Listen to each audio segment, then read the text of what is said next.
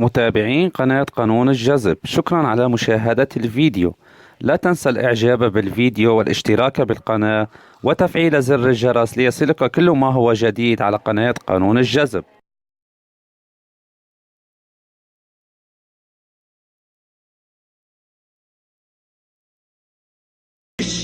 You walk around with your jeans halfway down your backside. Where's your hair gone? But you do what they tell you to do.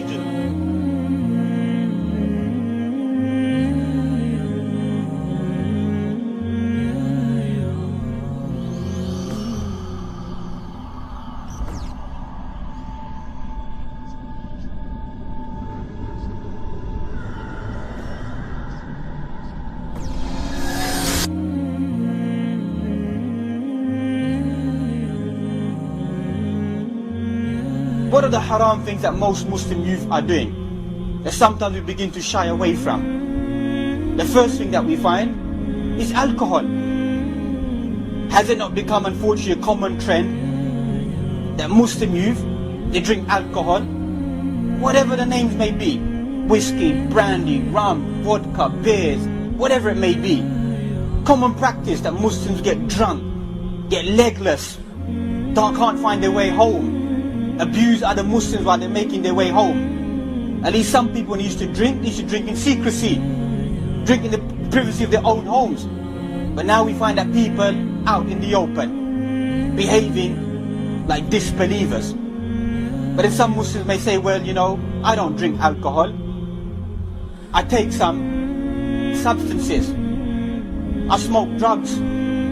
Told me in the Quran, where Allah said in the Quran that cocaine, crack, smack, weed, skunk, marijuana, spliff, reefer, dope, white lady, coke, smoke, brown, Charlie, whatever name you want. People say to me, give it to me from the Quran and I'll give it up today in my life. Give me these words from the Quran, I'll give it up in my life. Because it doesn't exist in the Quran. That's what they're trying to say. Well, for your information, it does exist inside the Quran. The Quran mentions quite clearly, the verse that I mentioned, إِنَّمَا الْخَمَرِ.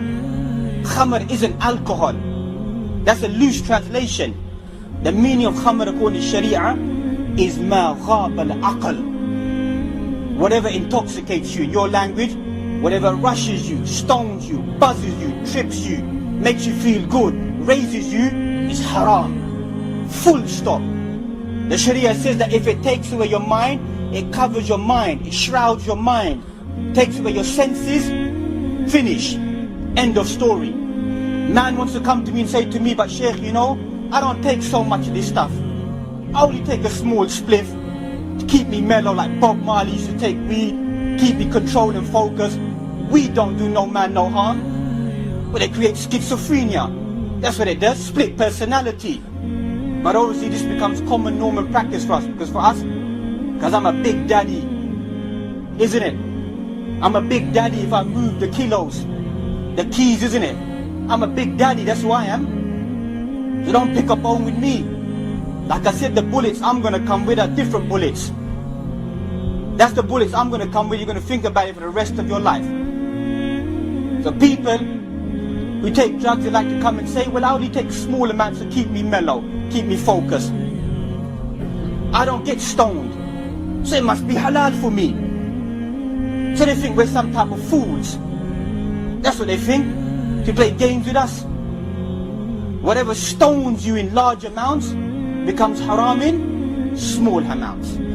The Sharia doesn't look that for you, I drink balance of beer and then I get drunk, or I take a kilo of crack and then I get, well, you won't get drunk, you'll be probably dozed out your mind. Hallucinations, jumping off some building or something.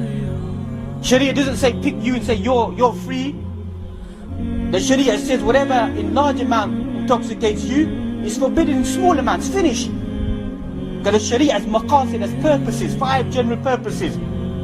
To protect your mind, your body, your soul, your faith, your wealth, your honor, your dignity. Whenever Allah subhanahu wa ta'ala makes something halal, look at it. It benefits your life, benefits your wealth, benefits your honor, benefits your dignity, benefits your religion, benefits your mind. Anything that's made haram in the Sharia, look what it does to you. destroys your wealth, destroys your honor. Man taking heroin, lying on the floor like a dog, addicted to heroin, lying on the floor, picking up cigarette butts, chewing them because he's become a skaghead.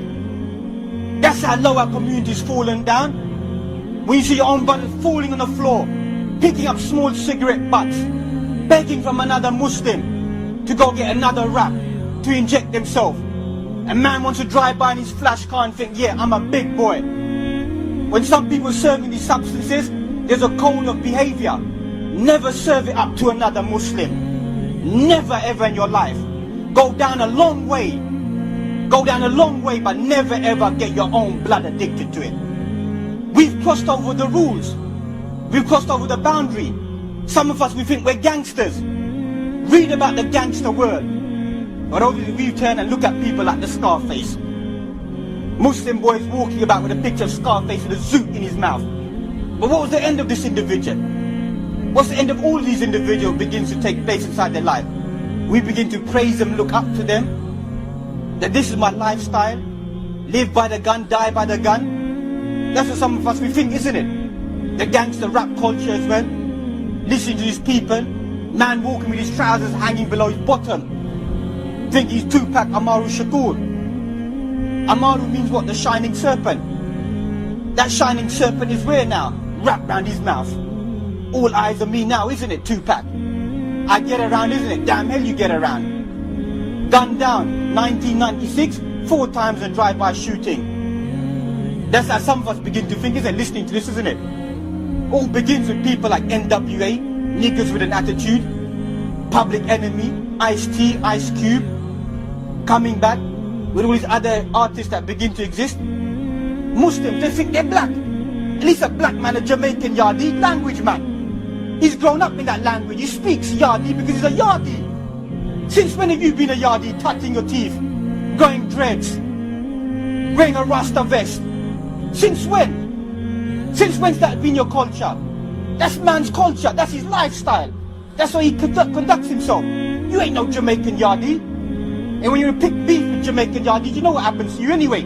You get put in your place and you drive back to your streets round here, don't you? Don't travel out to Hanworth and deal with the situation, do you? Put your head down and drive back where you belong. Stay in your manner, you little boy. You ain't no bad boy if that's what you think. Because there's always going to be a badder boy than you out there. That's the reality. You're worried about your life. That's what you're worried about, that next man's going to gun me down. Why is next man going to gun you down? Because you jack this, he jack that. Jacking each other. Forget about Trident, black on black crime. We've got now Muslim on Muslim crime. Police investigating amongst ourselves. Turf wars about drugs taking place. There is a lot of pimps, man. Grow up, will you? Racketeering and prostitution. Filth, that's what you are. You're a scum, bruv. You're a scum. I wouldn't spit on your face. My saliva's worth more than that. You think you're a bad boy. That's how low you've become. Racketeering these substances. Getting your own Muslim youth addicted to it. Remember this one message in your life. Don't forget about that next man out there searching for you, looking for you. Think about those people who got addicted to these substances. I don't often get up and pray at night. That's my downfall. But I tell you one thing. If I knew somebody in my family got offered drugs because of you, and I know who you are, I'll make sure I get up every single night and I'll curse you till the day I die. And that's what a lot of mothers are doing upon you every single night. Remember those words. Every day you've been trafficking drugs inside this community, there's a poor mother out there who gets up every single night and says, may that person die a dog's death, who got my son, my daughter addicted to this crack, this junk. So that curse, that gun, that bullet of that mother stays with you for the rest of your life. And likewise the other fahisha that we find. Some young brothers come and say, well, I don't drink, I don't take drugs, I don't traffic them, I don't even listen to gangster rap, whatever it may be. Not that I do. Alhamdulillah, research, you have to listen to these snippets to understand what's taking place in a society, isn't it? DMX, flesh of my flesh, blood of my blood, hell is hot. Damn hell is hot, isn't it? Man suffers from bipolar, depression or whatever he suffers from, or 50 cents. Is it we look up to him, he's rich, get rich or die trying? Is it because man got shot 9 times? So you want to look up to him. You have to use the expression. Some of us will think that I'm a nigger. N-I-G-G-A. You know what they say about rap about it? Not ignorant, getting goals accomplished. Isn't it? So they try to justify it. Do you understand? It's not a rudimentary statement. We're now adding glamour to it, man. It's all about cream, isn't it? What's cream? Look at what cream means. Cash rules everything around me. That's what it's all about, isn't it? Rap about that, isn't it? And what did their mums say when they rap about that? Well, you never lived in no shanty town, in no hut, and had no food, and you had to start serving crack to get by? Is that what they said about who is it? Biggie, isn't it? Notorious, wasn't he? What happened to Biggie 6 months later after Tupac Amaru Shakur? Got gunned down as well 4 times. I wonder who gunned him down. He was notorious, wasn't he? And his mum said he never lived in no shanty town. He had damn good food given to him. And my man raps about he had to serve up crack to get by. It's a fake image. And Muslim youth want to look up to that and think, yeah, that's me. Boy, there ain't no Muslim youth who's going to reach that level. Man sits in his cell weeping away. Sheikh, get me out of here, bruv. Bruv, you got yourself in here. You're a man out there. Ride your sentence like a man. Ride it like a man all the way then. There's some people out there that I've met in my life who've even said some of them taken a man's life, maybe even for justified reasons. You say to them, do you feel any sorrow about what you've done? They say, don't feel any sorrow at all. Some of them are real men, ride it all the way.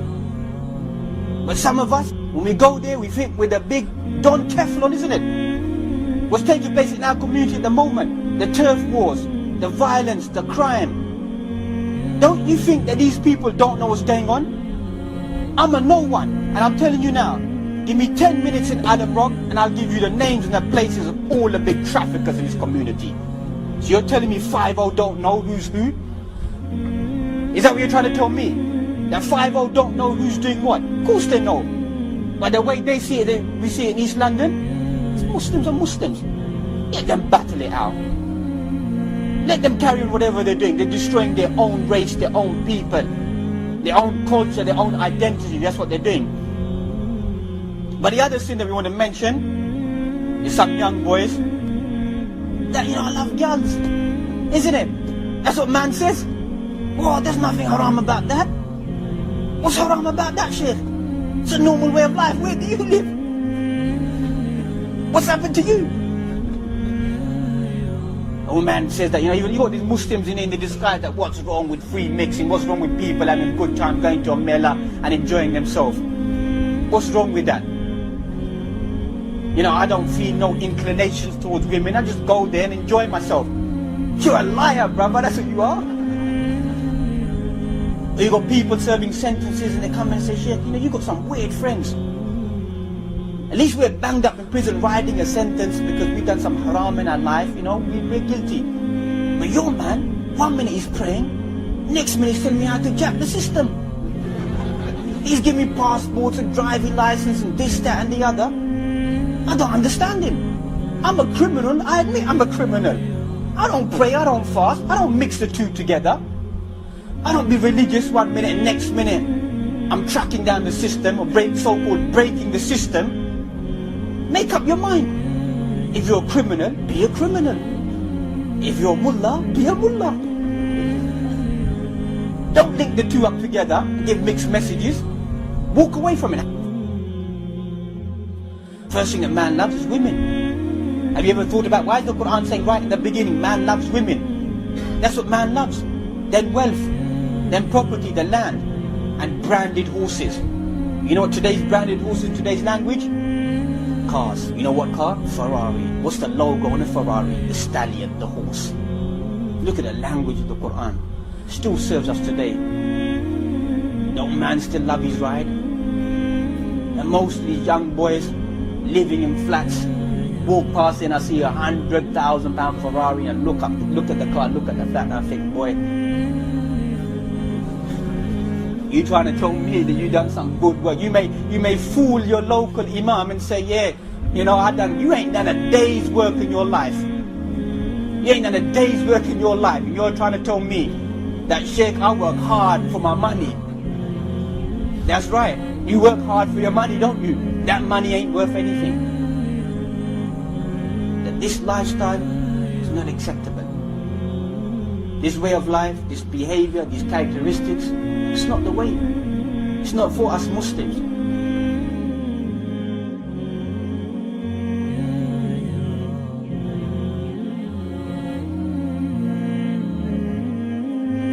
Look at us today. What's happening to our people? What's happening to our youngsters? Young offenders institutes and juvenile prisons.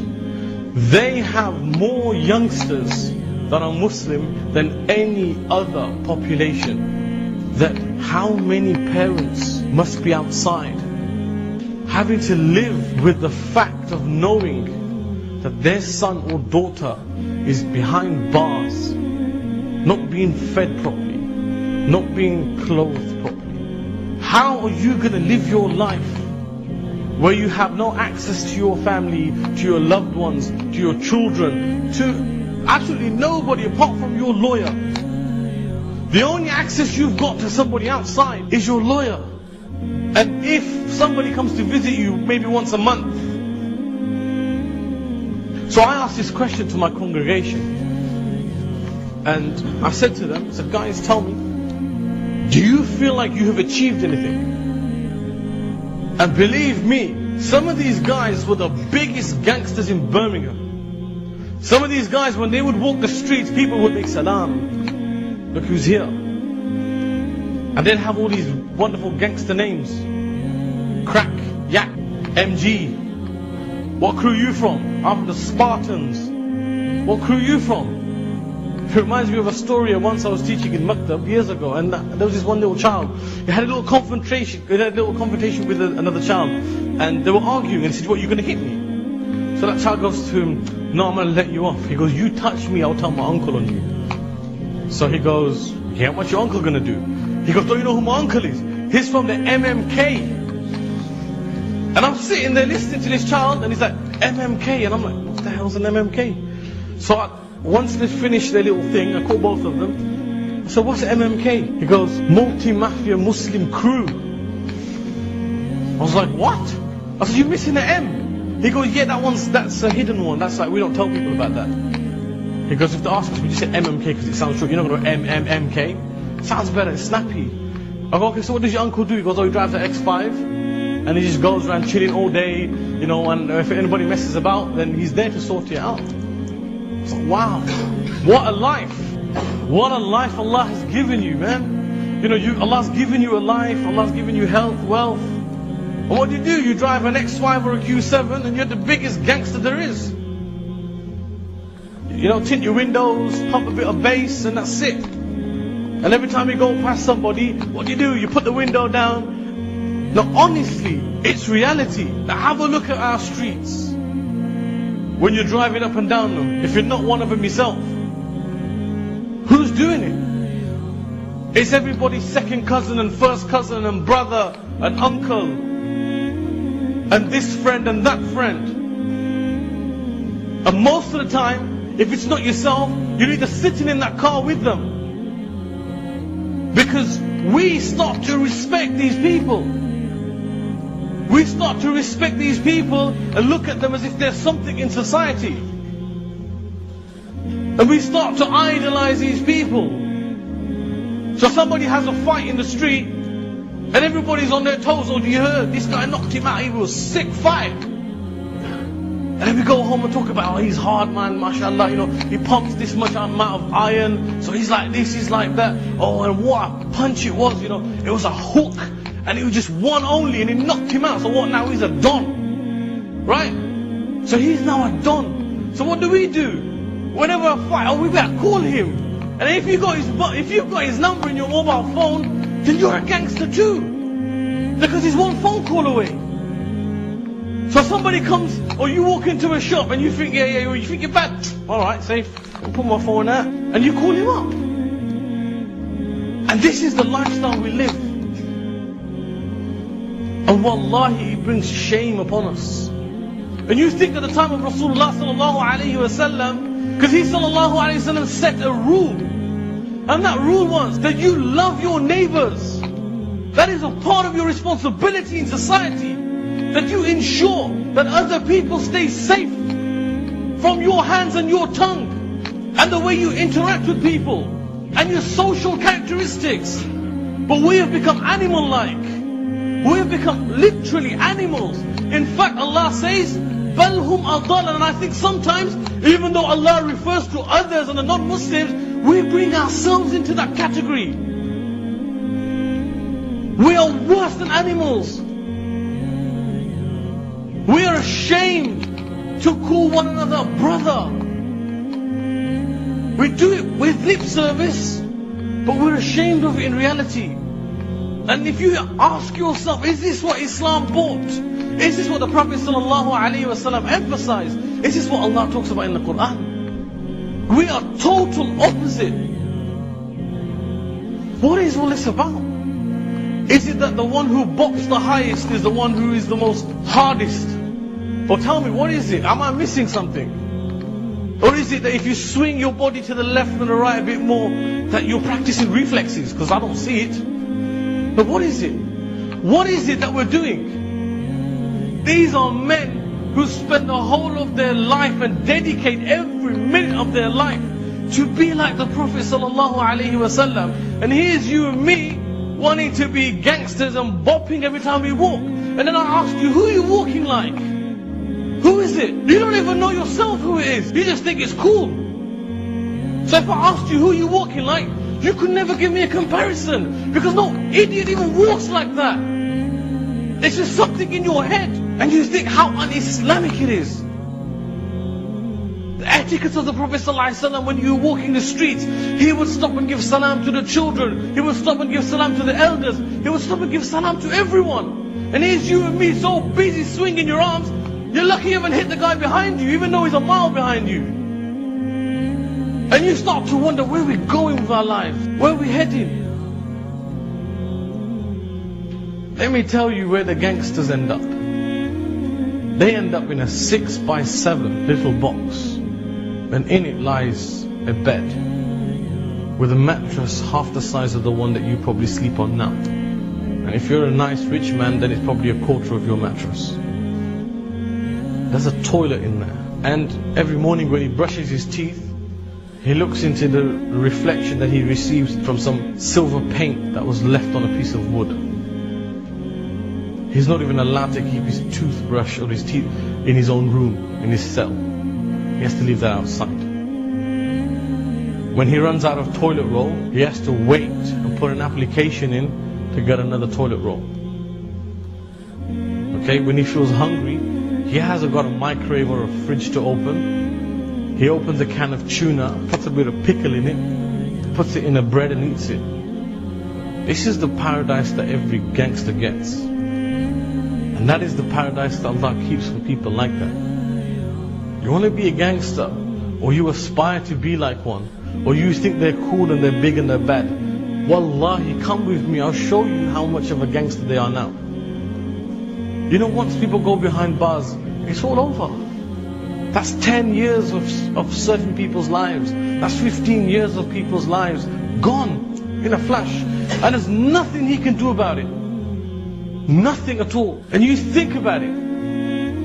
As a gangster, what did he achieve? Yeah, he had a strap of a gun around him somewhere. He popped a few pills, maybe here and there, snorted and smoked. What else did he do with his life? So what has he done? He's messed his own life up. He's living in a 7x6. That's the type of area that they have. I'm asking you, is this what people want to achieve in life? Is that even a goal? What's wrong with you and me? What's wrong with our society? You know, every time these things happen, you know what we blame? We blame society. We say that it was society's fault. It's society. I said it's not society. Society doesn't force you to do things.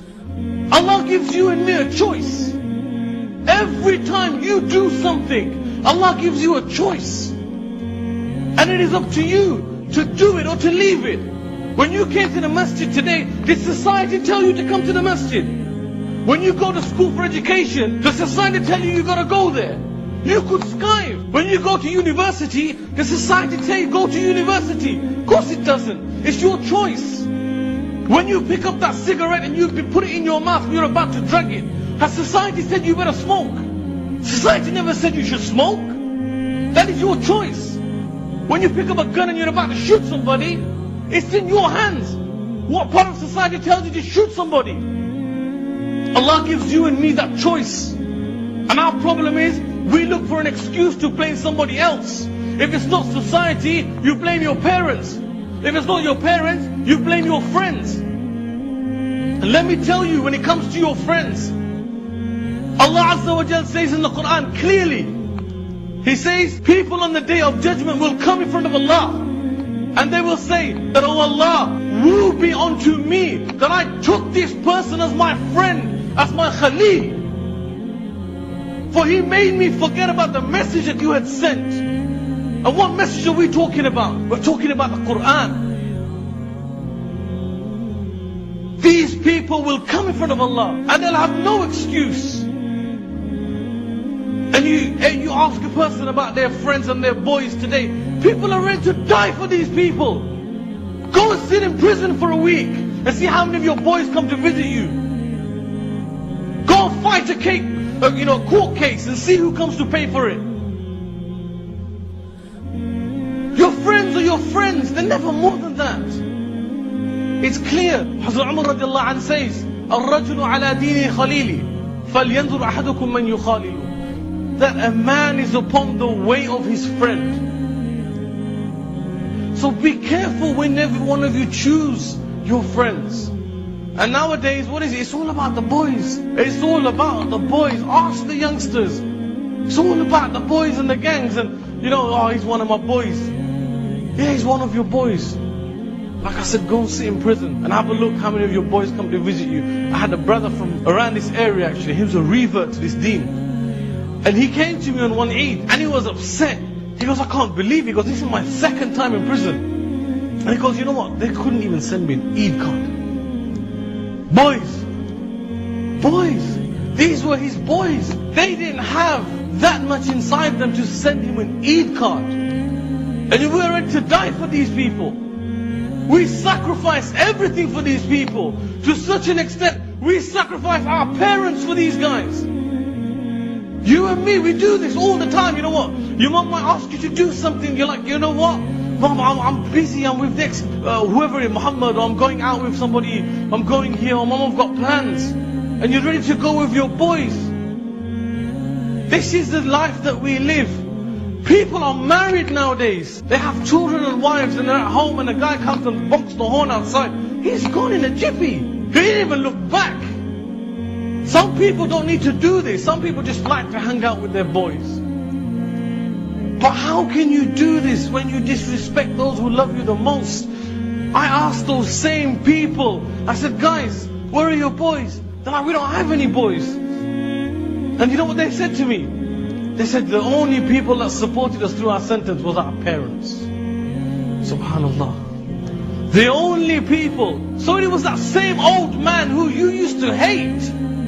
The man you had no time for. That came to your court cases. That paid for your legal stuff. That came and supported you. That sent you postal orders when you didn't have a penny to your name. And you think about your friends. Who are these people? You know, one expensive rule of life, I'll tell you today. Keep your friends as friends. Friends will always remain friends. You know this word best friend is un-Islamic. Best friends, that's an un-Islamic term. And I'll tell you why it's un-Islamic. Friends are always friends. Brothers are always brothers. Family are always family. Your friends are just your friends. Love your friends, okay? But don't over-love them. Love them because that's a part of our deen. If you have a friend who's a Muslim and you love him for the sake of Allah, that's brilliant. That's what you should be doing. But if you have a friend, you love him for the sake of Allah, he's your best friend, and then he goes beyond that. Have you seen when two best friends quarrel, what happens? Have you seen what happens? They become the worst of enemies. And he sallallahu alayhi wa sallam in fact mentioned this to us over 1400 years ago. You know these gangster friends you have, these gangster people you want to be like, what are you doing ultimately? You are disrespecting your father and your mother. Your father and your mother. Who are these people? Who are these people? I don't even need to stand here and tell you from Quran and Sunnah.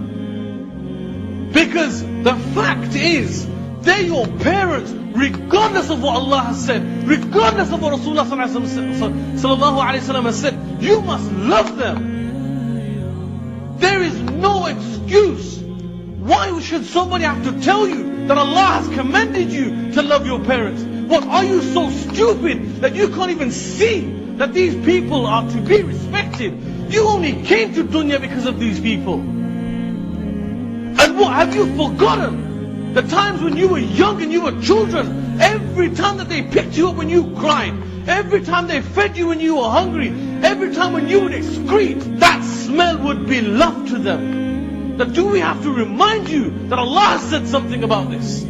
That you and I don't have enough common sense to remember that these people should be loved. Tell me, do I have to tell you from hadith what the Prophet ﷺ said about parents? Do I really have to do this? You know, every individual realizes once they become parents what it's like. Unfortunately though, the tables switch, because when you have your own children, you start loving them and you forget about the love that your parents gave you when you were a child.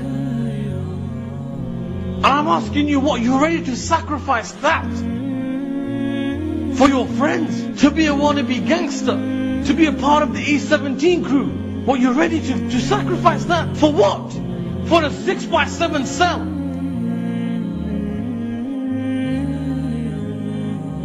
In the same room you have to sleep and you have to excrete. You're ready to sacrifice that to be one of them? To show me one gangster in the history of humanity that ever achieved something. Show me just one gangster, one only. You can't even show me half of one, because they weren't even men. Because if they were real men, they wouldn't carry bullets on them. They wouldn't be walking around with knives. They wouldn't be there looking for trouble. A real man is that man who stands in front of Allah Azza wa Jal whilst every other human being is sleeping. A real man is that man when he becomes angry, he controls his anger. A real man is that man who looks out for his brother, not kills his brother. That's a real man. And we talk about